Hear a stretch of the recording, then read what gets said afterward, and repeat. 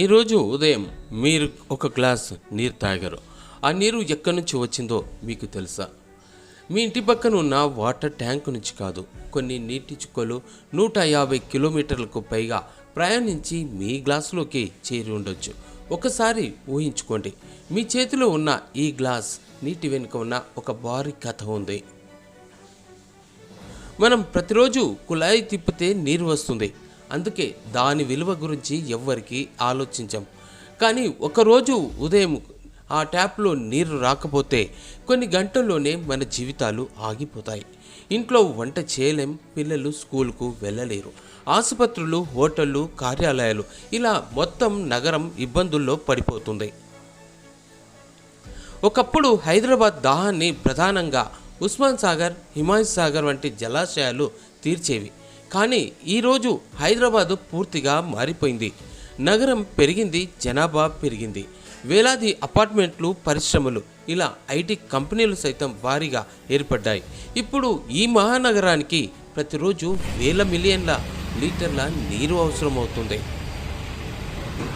ప్రస్తుతం హైదరాబాద్కు రోజుకు 2600 మిలియన్ లీటర్లకు పైగా తాగునీటి సరఫరా జరుగుతోంది. ఈ నీటిలో ప్రధాన భాగం కృష్ణా, గోదావరి నదుల నుంచే వస్తుంది. వందల కిలోమీటర్ల దూరంలో ఉన్న ఈ నీరు భారీ పంపింగ్ స్టేషన్లు, జలాశయాలు, పైప్లైన్ల ద్వారా హైదరాబాద్ నగరానికి క్షేమంగా చేరుకుంటుంది.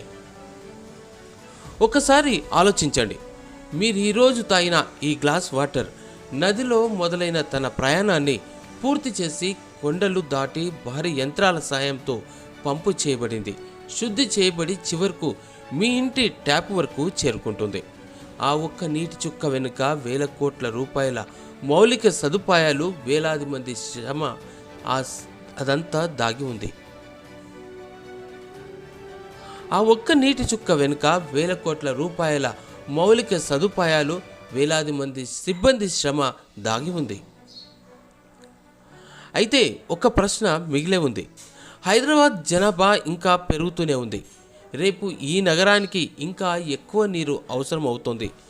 మన నీటిని వృధా చేస్తూనే పోతుంటే భవిష్యత్తులో కొత్త నీటి వనరులు అవసరం కాదా? ఇవి మనం ఈరోజే ఆలోచించాల్సినటువంటి ప్రశ్నలు. అందుకే ఇకపై ట్యాబ్ నుంచి వచ్చే నీటిని కేవలం నీరుగా చూడొద్దు. అది ఒక నది చేసిన ప్రయాణం, అది వేలాది మంది శ్రమ ఫలితం, అది ఒక మహానగరం జీవించడానికి అవసరమైన ప్రాణధారం.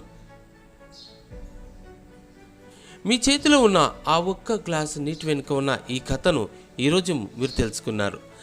తదుపరి ఎపిసోడ్లో హైదరాబాదులో రోజుకు ఎంత నీరు వృధా అవుతోంది, ఈ ప్రశ్నకు అధికారిక గణాంకాలతో సహా సమాధానం తెలుసుకుందాం.